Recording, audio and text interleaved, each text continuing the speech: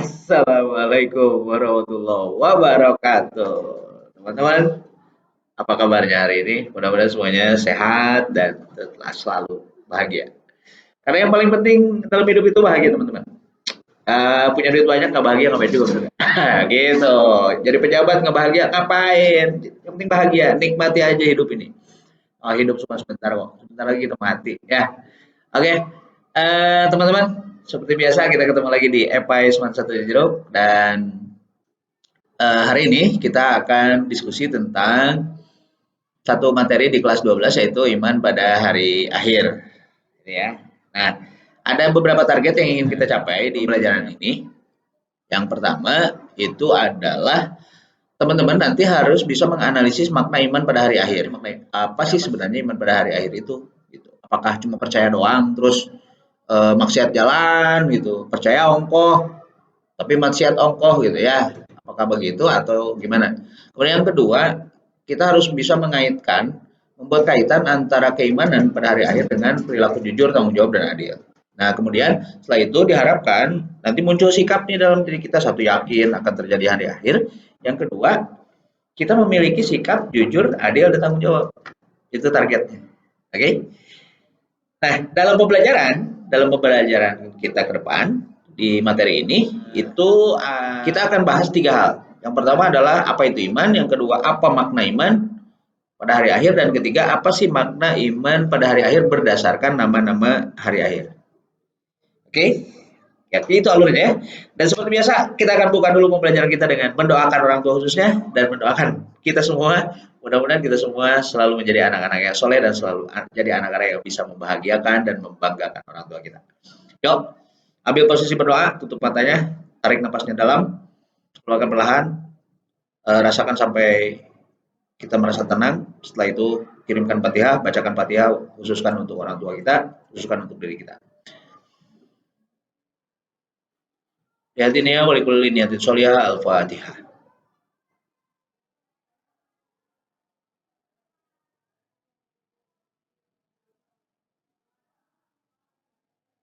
Oke, teman-teman. Alhamdulillah materi pembelajaran kita sudah kita buka. Yuk, kita mulai saja pembelajaran kita. Yang pertama adalah apa itu iman? Iman menurut bahasa itu namanya ya diartikan percaya. Menurut hadis itu tiga, teman-teman. Tasdikun bil qalbi wa iqrarun bil lisan wa amalun bil arkan. Itu menurut hadis Ibnu Majah. Jadi iman menurut hadis Ibnu Majah itu adalah meyakini dengan hati, berikrar, berjanji dengan lisan, dan membuktikan dengan perbuatan. Nah, esensi iman itu seperti apa sih? Coba simak deh cerita berikut. Ada tiga orang, sebut saja Budi, Amir, sama Kabir. Gitu. Oke, si Budi ini ngomong nih sama si Amir sama si Kabir. Mir, Bir, kalau minum jangan berdiri, nanti kamu kena lambung, sakit lambung. Nah, si Amir itu melaksanakan apa yang disampaikan oleh si Budi. Tapi si Kabir ngomong aja, ngomong doang nih. Ngomong ke si Budi itu, Bud, aku percaya 100%, yakin pokoknya omongan kamu itu benar. Tapi dia nggak pernah melakukannya. Menurut kalian, kira-kira yang percaya sama si Budi itu siapa? Si Amir apa si Kabir? Bener. Si Kabir tuh kagak percaya, kan bener? Dia ngomong doang 100%, 100%, tapi nggak digawean, nggak dikerjain. Nah, sama. Itu yang dimaksud dengan percaya. Jadi percaya itu bukan di sini. Percaya itu bukan hanya di mulut, percaya itu buktikan. Ya, maka oleh sebab itu, percaya sama Allah berarti buktikan apa kata-kata Allah. Percaya sama Rasul, buktikan apa kata-kata Rasul. Percaya pada hari akhir, buktikan makna yang terkandung pada hari akhir, pesan-pesan dari hari akhir. Ah, Pak, hari akhir punya pesan. Ya iya. Apa pesannya? Satu, hari akhir. Nah, ini kita bicara tentang makna hari akhir. Apakah hari akhir itu berpesan buat kita? Iya. Pesannya apa? Hei manusia, hidup kalian itu sementara di muka bumi ini. nanti kalian akan ada pada titik akhir. Apa? Kematianmu adalah gerbang menuju kehidupanmu di akhirat. Hari akhir itu adalah pintu gerbang kehidupan akhirat. Apa yang akan dilakukan di akhirat? Di akhirat itu urusannya hanya dua. Satu, nerima balasan, ya kan? Balasan kebaikan atau tanggung jawab terhadap kesalahan. Hanya itu. Maka orang yang percaya pada hari akhir dia akan tangkap pesan itu. Oh iya, aku bentar lagi aku akan mati. Setelah mati, ketika aku zina, ketika aku maksiat, oh, aku akan bertanggungjawabkannya di akhirat. Nah, itu maknanya. Jadi, orang yang percaya pada hari akhir nggak mungkin bermaksiat.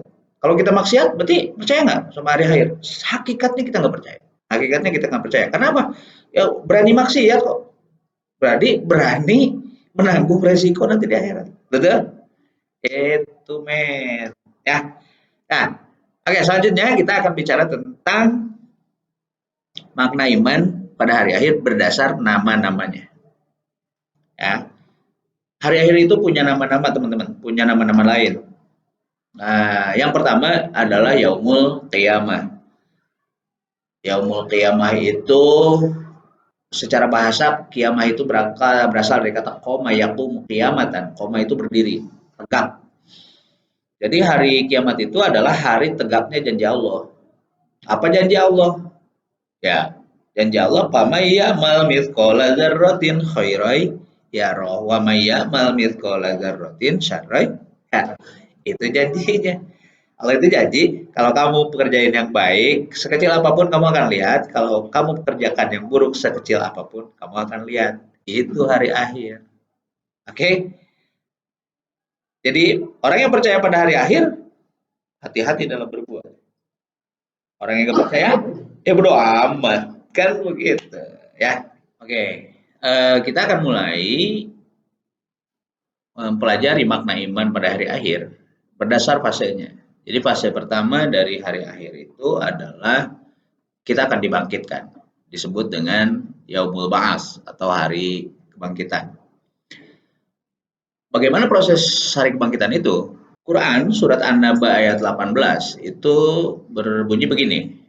Yauma yunfakhu fis-suri fatatuna afwaja. Ketika hari ditiupnya tiupan yang kedua, itu kita akan dibangkitkan secara berkelompok-kelompok. Dan menurut keterangan, itu ada beberapa kelompok kita ketika kita dibangkitkan. Itu. Yang pertama adalah kelompok yang dibangkitkan tanpa tangan dan kaki. Nah, ini adalah orang-orang yang selama hidupnya itu mengganggu dan menyakiti tetangganya. Kemudian yang kedua itu adalah orang-orang yang dibangkitkan dalam bentuk seperti babi hutan. Nah ini orang yang selama hidupnya suka mengabaikan sholat dan melalaikannya. Kemudian ada golongan yang ketiga itu dibangkitkan dengan perut yang membesar, dipenuhi ular dan kalajengking. Ini adalah orang yang semasa hidupnya suka menangguhkan zakat, tidak bayar zakat. Kemudian orang yang keempat itu adalah dibangkitkan dengan mulut mengeluarkan darah segar. Ini adalah orang-orang yang suka berbohong. Kemudian ada orang yang dibangkitkan dalam bentuk angin yang berbau, gitu. Bau busuk tentu ya. Nah ini akibat suka merahasiakan perbuatan maksiat kepada manusia. Takut terbongkar, tapi sama Allah nggak takut. Nah gitu ya. Kemudian ada yang dibangkitkan tanpa lidah dengan darah dan nanah mengalir dari rongga mulutnya. Nah ini orang-orang yang suka menyembunyikan persaksian yang benar, gitu. Tuh, kemudian ada golongan juga yang dibangkitkan dalam keadaan terjungkir, kepalanya di bawah, kakinya di atas. Ini diakibatkan oleh perbuatan zina dan mati dalam keadaan tidak bertobat. Ada lagi itu golongan yang dibangkitkan dengan wajah yang hitam, kemudian bola matanya biru, perutnya penuh dengan bara api. Nah ini adalah orang-orang yang suka makan harta yatim, teman-teman. Kemudian yang 9 adalah orang yang dibangkitkan dengan penuh dengan marah, kemudian hati yang buta, giginya terlihat seperti lembu, kayak kayak apa ya, kayak sapi ngamuk gitu. Nah ini adalah orang-orang yang semasa hidupnya itu pemabuk, teman-teman. Dan ada satu golongan yang dibangkitkan itu dalam keadaan cahaya yang seri, kemudian penuh dengan kebahagiaan. Nah ini adalah orang-orang yang beramal soleh dalam hidupnya. Nah, ini keterangan dari ulama, ada yang mengatakan juga ini ada hadis. Nah, tinggal kita percayakah kita dengan hadis ini? Percayakah kita dengan keterangan ulama ini? Ya, kalau percaya, berarti apa yang harus kita lakukan? Itu adalah makna iman pada yaumul ba'as atau hari kebangkitan. Nah, selanjutnya setelah kita dibangkitkan, kita akan dikumpulkan di padang mahsyar, yang disebut dengan yaumul mahsyar. Hadis Rasulullah yang diriwayatkan oleh Abu Hurairah itu menjelaskan ada 7 golongan, teman-teman. Ada 7 golongan yang apa namanya akan mendapat naungan dari Allah yang pada hari itu tidak ada lagi naungan, gitu. Jadi ada 7 golongan yang nanti ada kayak naungan lah ya, ada payung gitu, payung ada naungan dari Allah yang pada hari itu nggak ada naungan selain naungan Allah. Nah, siapa saja 7 golongan itu? Itu yang pertama adalah pemimpin yang adil. Dua pemuda yang tumbuh di atas kebiasaan beribadah kepada Robnya, kemudian lelaki yang hatinya terpaut dengan masjid, kemudian yang keempat adalah dua orang yang saling mencintai karena Allah, kemudian yang kelima lelaki yang diajak berzina oleh seorang wanita, eh, tapi dia tidak mau. Kemudian yang keenam adalah orang yang bersedekah dengan sembunyi-sembunyi. Kemudian yang ketujuh adalah orang yang berzikir kepada Allah dalam keadaan sendiri hingga kedua matanya basah karena menangis. Ada 7 golongan yang dapat naungan itu di yaumil mahsyar. Pertanyaannya, apakah kita percaya dengan hadis ini? Kalau percaya, apa yang harus dilakukan? Oke, monggo. Ini adalah pesan dari yaumil mahsyar. Kemudian setelah kita dikumpulkan di yaumil mahsyar, kita akan di mizan, teman-teman. Nah, di yaumul mizan ini Allah berfirman dalam Quran surat Al-Anbiya ayat 47, kami akan memasang timbangan yang tepat pada hari kiamat, maka tiadalah dirugikan seseorang sedikit pun. Dan jika amalan itu hanya seberat biji sawi pun, pasti kami akan mendatangkannya. Dan cukuplah kami sebagai pembuat perhitungan. Jadi semua perbuatan kita itu akan dihitung. Apa yang harus kita lakukan? Yes, tentu kita akan mengutamakan perbuatan-perbuatan yang timbangannya besar. Nah, ini ada hadis Rasulullah SAW yang diriwayatkan oleh Tirmizi, teman-teman. Hadisnya begini, tidak ada sesuatu pun yang lebih berat dalam timbangan seorang mukmin pada hari kiamat nanti selain akhlak mulia. Sesungguhnya Allah membenci orang yang berbuat keji dan berkata-kata keji. Dan ada hadis lain dari Tirmizi juga, sesungguhnya orang yang paling aku cintai dan paling dekat kedudukannya dengan majelisku pada hari kiamat nanti adalah orang yang paling baik akhlaknya. Sebaliknya, orang yang aku benci dan paling jauh dari diriku adalah orang yang terlalu banyak bicara, yang tidak bermanfaat dan sombong. Itu ada 2 hadis itu. Nah itu ada 2 hadis dari yang diriwayatkan oleh Tirmizi. Nah, kita tinggal pahami itu ada ternyata apa namanya timbangan yang berat di yaumil akhir itu adalah timbangan akhlak mulia. Jadi orang yang percaya dengan yaumul mizan tentu akan memperbanyak akhlak-akhlak mulia itu. Imam Syafi'i juga mengatakan, teman-teman, ada 3 golongan yang berat timbangannya, yang berat timbangan amalnya. Ada amal yang timbangannya berat di yaumil akhir. Yang pertama adalah berinfak di saat miskin. Kemudian yang kedua waro. Waro itu menjaga kehati-hatian pada diri sendiri. Jadi tidak gegabah, itu waro namanya. Kemudian yang ketiga mengungkapkan kebenaran di hadapan orang yang ditakuti. Jadi itu amalan-amalan yang berat timbangan. Nah, setelah di mizan, kita akan masuk ke yaumil hisab. Yaumil hisab itu apa? Nah, hari perhitungan amal manusia. Nah, dari akhir itu kita akan ditanya tentang 4 hal yang mendasar. Ya. Yang pertama adalah kita akan ditanya tentang umur kita. Umur kita dihabiskan untuk apa? Kemudian yang kedua, kita ditanya tentang jasad kita, digunakan untuk apa. Kemudian kita akan ditanya tentang ilmu kita, apa yang dilakukan dengan ilmu kita. Kemudian yang keempat, tentang harta kita. Nah, untuk harta, ini ada dua pertanyaannya, diperolehnya bagaimana, digunakannya bagaimana. Kalau ilmu itu nggak ditanya perolehannya seperti apa, umur nggak ditanya perolehannya seperti apa, hanya ditanya tentang penggunaannya. Maka orang yang percaya pada yaumul hisab, dia akan berhati-hati dengan umurnya, akan memanfaatkan umurnya untuk kebajikan. Jasadnya juga akan digunakan untuk kebajikan, ilmunya juga akan digunakan untuk kebajikan, dan hartanya juga akan ditanya untuk kebajikan. Dan dia tidak akan pernah mencari harta dengan cara-cara yang salah. Oke, okay? Itu teman-teman. Kita lanjut ke hari pembalasan. Tapi saya ngecas dulu ya, karena laptop saya ini baterainya habis. Oke, okay. Kita kembali. Oke teman-teman, selanjutnya fase selanjutnya itu kita akan masuk ke yaumul jaza. Yaumul jaza itu hari pembalasan. Hari pembalasan itu apa? Ya semua perbuatan kita itu akan dibalas. Tadi pamayamal mithqala dzarratin khairan yarah, pamayamal mithqala dzarratin syarran yarah. Kita akan dibalas sesuai dengan perbuatan kita. Perbuatan yang baik tentu akan dibalas dengan kenikmatan yang akan kita peroleh di akhirat nanti.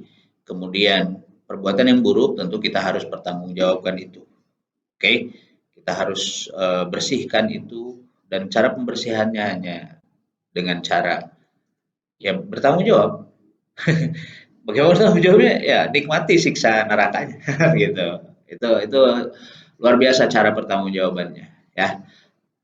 Jangan pernah mau coba untuk bertanggung jawab di sana. Karena bertanggung jawab di sana itu aduh susah, nggak bisa bayar, ya nggak bisa dibayar. Kita harus tetap dan diceritakan di sana itu tubuh kita itu hancur, bangkit lagi, hancur, bangkit lagi, hancur, bangkit lagi, dan itu luar biasa menyakitkan, luar biasa menyakitkan. Nah, dan terakhir kita akan dipisahkan yaitu yaumul faslu. Yaumul faslu. Fa amma man thaqulat mawazinu fa huwa fi 'ishatir radiyah wa amma man khaffat mawazinu fa ummuhu hawiyah. Surat Al-Qari'ah ayat 6 sampai 9. Siapa yang berat timbangannya, timbangan kebajikannya, maka dia ada dalam ridhonya, dalam kehidupan yang diridhoi. Dan barang siapa yang ringan kebajikannya, maka fa ummuhu hawiyah, ibunya adalah hawiyah. Maksudnya tempat kembalinya adalah hawiyah. Apa itu hawiyah? Narun hamiyah. Kehidupan nar yang membara. Itu. Oke. Okay? Surga dan neraka itu adalah akhir dari perjalanan hidup kita, teman-teman. Kebajikan akan menjadi jalan kita menuju kampung halaman kita, karena kampung halaman kita sebenarnya adalah surga. Orang-orang kita yang masuk ke neraka itu adalah orang-orang yang tersesat, orang-orang yang tidak bisa pulang kampung. Oke, okay? Setelah kita memahami makna iman pada hari akhir ini, mari kita sama-sama muhasabah diri. Apa sebenarnya? Sudahkah kita percaya pada hari akhir yang sebenarnya? Atau masuk dalam Quran surat Al-Baqarah ayat 20. Wa minan nasi may yaqulu amanna billahi wa bil yaumil akhir wa ma hum bimumin. Sebagian manusia itu ngomong beriman kepada Allah dan hari akhir, tapi sebenarnya mereka tidak. Percaya pada hari akhir itu bukan hanya tentang omongan, tapi tentang pembuktian hidup kita, teman-teman. Oke, gitu. Aduh, agak gimana ya? Oke, selanjutnya apa hubungan antara percaya pada hari akhir dengan sikap jujur, bertanggung jawab, dan adil? Ya, pertanyaannya sederhana. Apakah orang yang berbohong, orang yang tidak bertanggung jawab, orang yang tidak adil, itu percaya pada hari akhir? Kita tinggal jawab masing-masing. Betul? Tapi ingat, bukan untuk menilai orang lain, karena agama bukan untuk menilai orang lain. Agama itu adalah untuk menata hidup kita masing-masing. Oke? Semakin dalam ilmu kita, kita harus semakin dalam menilai diri kita sendiri. Dan ingat, ada sebuah sirat ada sebuah sirat disebut dengan siratal mustaqim. Digambarkan oleh ulama itu dia adalah bagaikan rambut dibelah 7. Begitu kecil dan tajamnya setajam silet dan begitu tajam. Tisoledat, terpeleset, mudah terpeleset, mudah sakit, ya kan? Jalan menuju surga itu kecil dan sakit. Dan ingat, ketika kita terpeleset sedikit saja, maka kita akan jatuh ke neraka. Maka hati-hatilah dalam menanti jalan ke surga, karena jalan ke surga itu seperti itu, kecil dan tajam, menyakitkan. Kita lihat contoh Rasulullah, contoh para rasul. Apakah mereka hidup bahagia seperti gambaran besar manusia, gambaran kebanyakan manusia? Tidak. Nabi Ayub sakit, Nabi Isa disalib, Nabi Muhammad diburu, Nabi Musa dikejar-kejar. Betul? Itulah contoh yang harus kita contoh.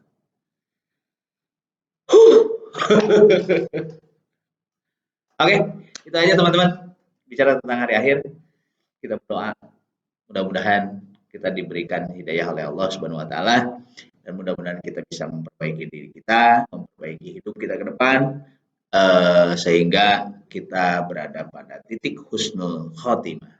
Titik di mana kita pulang kepada Allah Subhanahu wa taala dalam keadaan hati yang bersih, hati yang putih dan perilaku-perilaku yang harum. Terima kasih. Wassalamualaikum warahmatullahi wabarakatuh.